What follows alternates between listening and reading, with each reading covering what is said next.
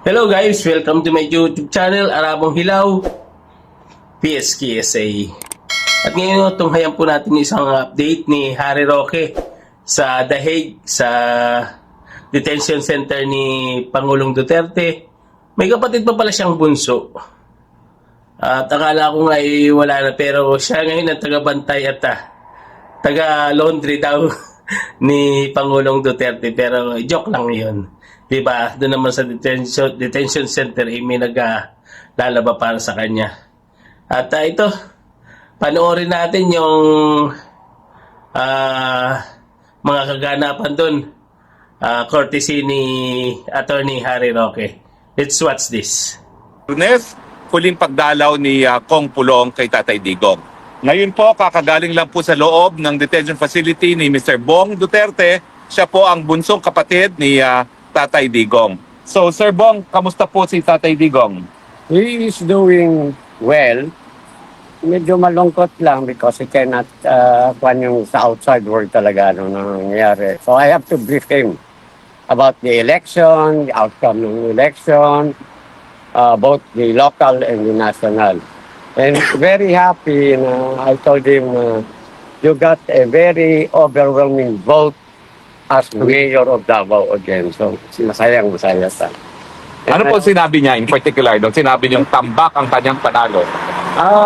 Ako ang nagsalita nga sa kanya, sabi ko, grabe yung outcome yung number of votes mo kaysa yung performance. Alam mo.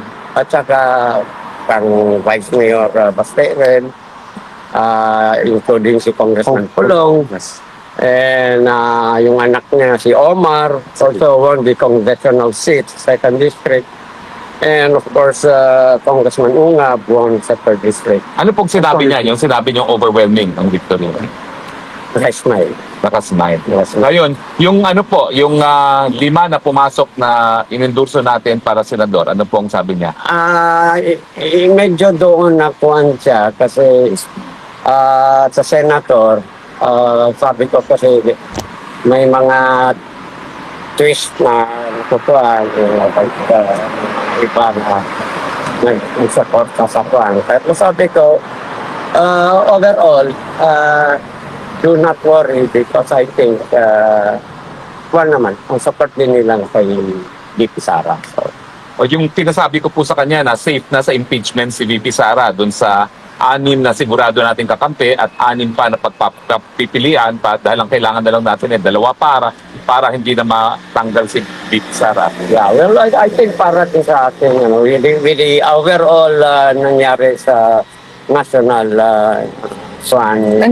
alos natanggal yung mga alam na yung sa Congress. Mga buwisit, mga Hawad Committee. So I think yung mga opposition ng iba, I think they will think about kung ano yung noon, it cannot go that way. So there's a big chance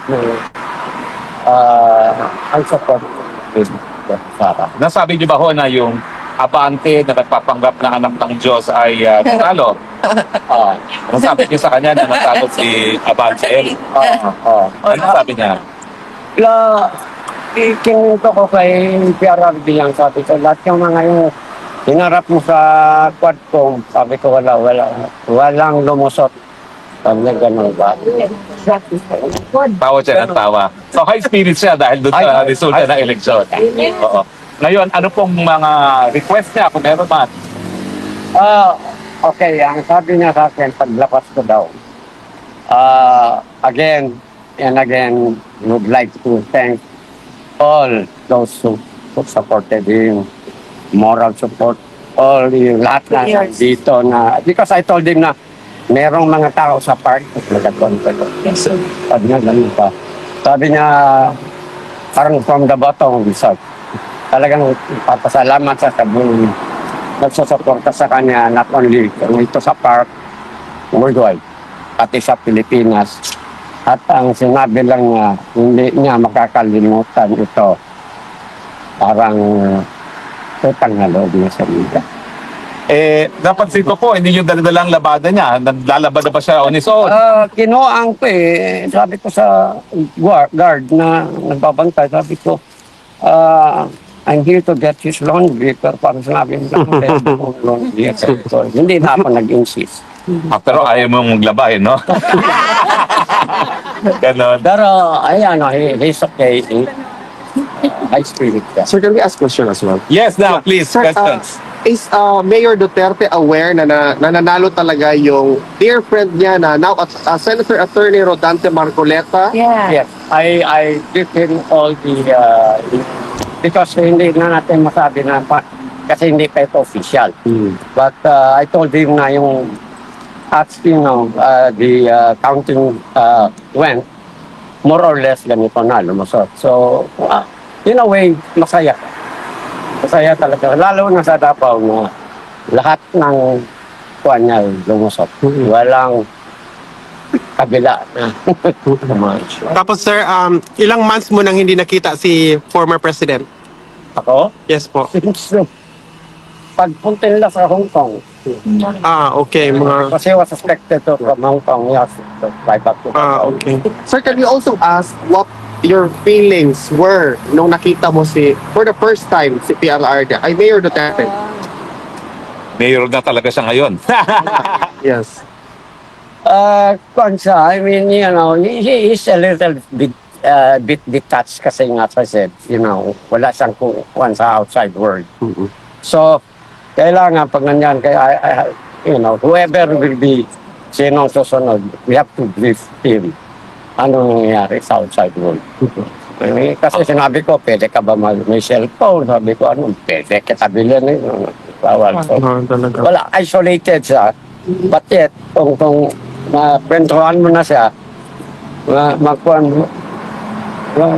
How about you, sir, personally? Meron ka bang special emotions or feelings na nung nakita mo siya? Ako? Of course, yeah. Pero, yan o, ang kaso na, we will leave it to the lawyer. Sir, masaya naman si tatay sa good news na yung pinag-ano mo, sir. Mga good news na hinatid mo today. Masaya si tatay. Oo, masaya. Nagkakos dito, sir. Pakita nga niya sa akin. Inasahan ka ba niya? Nasabi ba ni Kong Pulong na kayong papalit? Yeah. Actually, before pa, nagkwento na kanulupulong.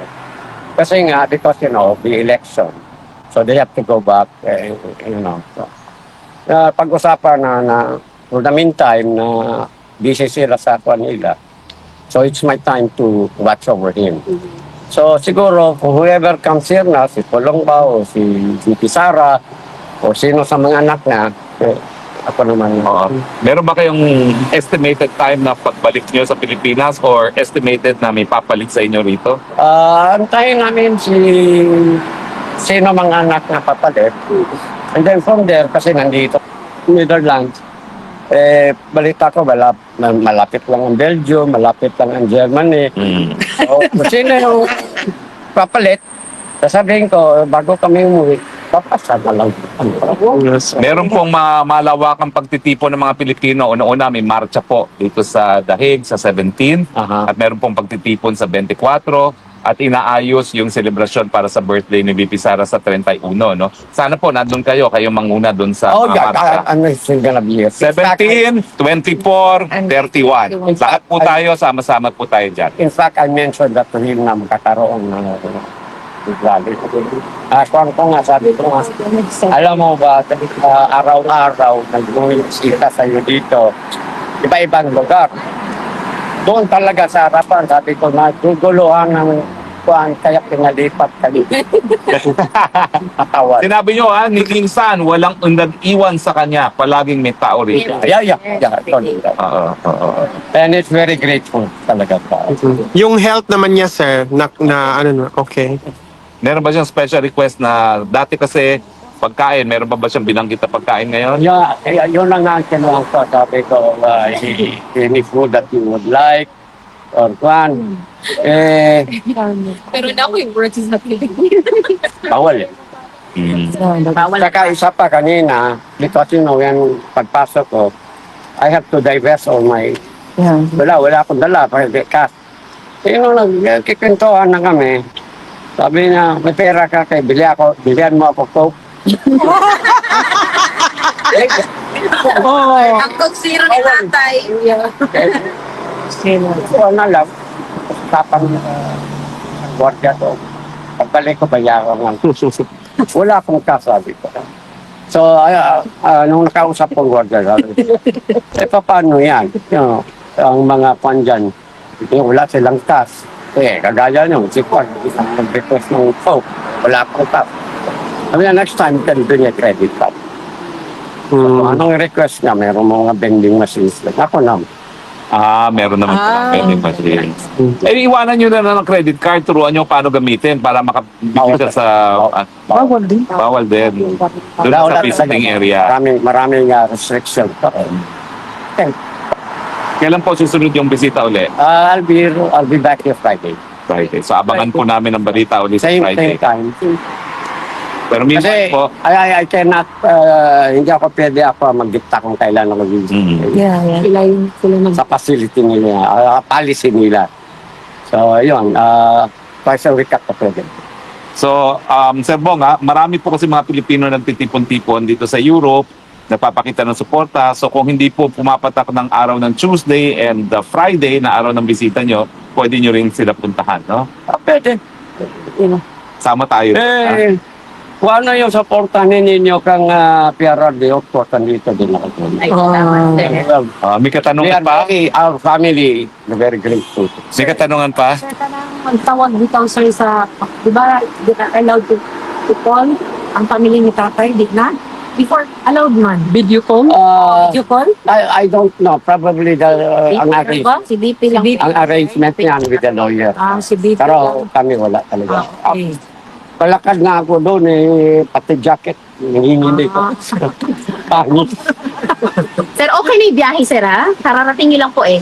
Yakan nga lang. Opo, okay lang po kayo, walang jet lag. Wala pa. Opo, wala pa. Okay lang, sir, welcome sa Netherlands. Mamaya. Mamayang gas.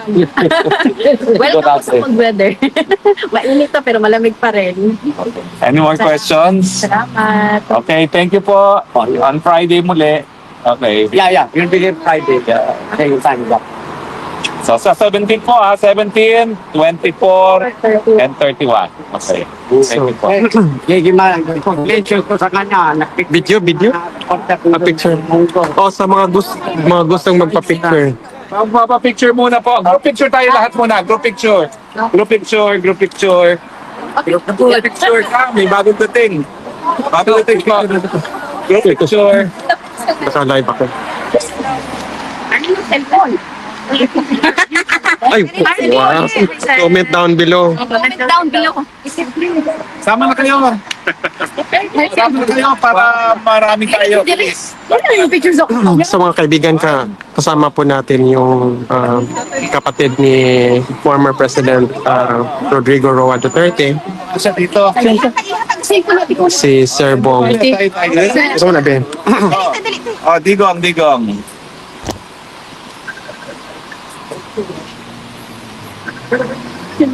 Okay. Duterte! Duterte!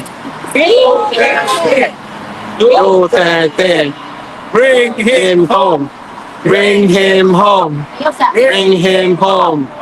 Sembok. Ito tapos ang siya binigyan ko. Ganito ganyan dapat. 1, 2, 3. Bangat. Ano ba? Bangat. Iwi.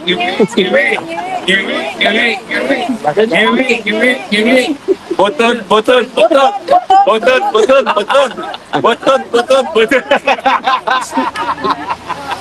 Picture lang. So guys, kasalukuyan po nating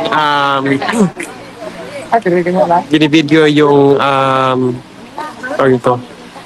Naka-live po tayo ngayon through Please below your questions. kay ano to kay Kiss sila. Ay, kiss. attorney to. Hindi tayo pwede mag-ano dito. So, hindi ko po alam kung kailan ko to i-end live. So, andito yung mga ano natin.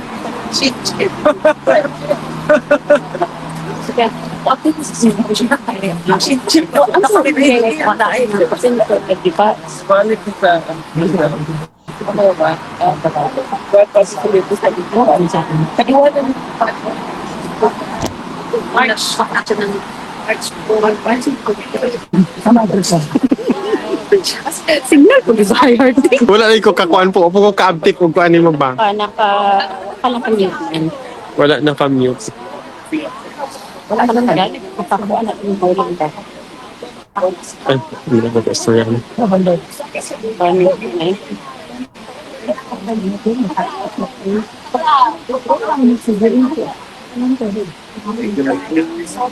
ako makagdadakpar. Kami palong kay Damo. Naka-live ka pa Yan rin. po ha. Yan po ang latest kay Tatay Digong. Summary po. Okay naman po ang Tatay Digong. Sa kauna-unang pagkakataon, nalaman po niya na nanalo siya ng tambak bilang alkalde, na yung kanyang anak na si Kong Pulong ay re-elected, yung kanyang anak is now vice mayor, at yung kanyang apo is also congressman. No? Tuwan-tuwa po siya sa pagkapanalo, nagpapasalamat po siya sa lahat ng mga taga Davao, at bagamat he would have wanted the results doon sa Duterte to be better, happy na rin po siya dahil napag-alaman naman po niya na ligtas na sa impeachment itong si VP Sara Duterte. No? Sasama po si Bong Duterte, si Sir Bong, sa lahat ng pagpupulong ng mga Pilipino. Lahat po kayo dyan, kung kayo nasa Europe, kung kayo planong bumisita, 17 po, may marsya tayo, alas 11 na umaga, magsisimula po yan sa ICC, papunta po tayo ng park. Sa 24 po, meron tayong pagtitipon sa park din, at saka 31, inaayos po ang detalye ng birthday celebration ni Inday Sara Duterte. Meanwhile, ang pangako po ng lahat ng Pilipino from all walks of life, walang iwanan, araw-araw po narito sa Duterte Park, at narito naman po tayo habang narito ang mga nagsusuporta kay Tatay Digong. So hanggang sa oo nga pala po, as an additional update from The Hague, naghain po ang mga abogado ni Tatay Digong ng panibagong motion to disqualify or to inhibit yung dalawang judges from Africa and from Latin America, dahil sila nga po ay nagdesisyon ng nauna na dapat ipatuloy ang preliminary investigation. Ang ibig sabihin, meron na silang prejudgment dun sa na merong jurisdiction ng hukuman. Kaya pinapadisqualify po ng ating mga abogado, ng abogado ni Tatay Digong, itong dalawang witness na ito. Iba pa po ito dun sa naunang nabasura na dapat din gusto mag-disqualify. Kasi yung una-unang nabasura na ng korte ay nakabase sa provision ng ICC Rome Statute na applicable lang kapag nagkakaroon ng voluntary inhibition ng mga judges. Ito po ngayon, ang inhibition ay nanggagaling sa partido mismo, sa akusado at sa mga abogado ng akusado. So wala pa pong decision dyan ng hukuman. Yan po yung nasumite at 12 ng Mayo, kung hindi po ako nagkakamali. No? At inaantay po natin ang magiging desisyon ng korte. Maraming salamat po. That's the latest from The Hague. Spokes Harry Roque reporting live from The Hague saying, "We love you Philippines. God bless the Philippines." Okay guys, yun lang ang video natin for today. At don't forget to follow, like, share, subscribe to my YouTube channel.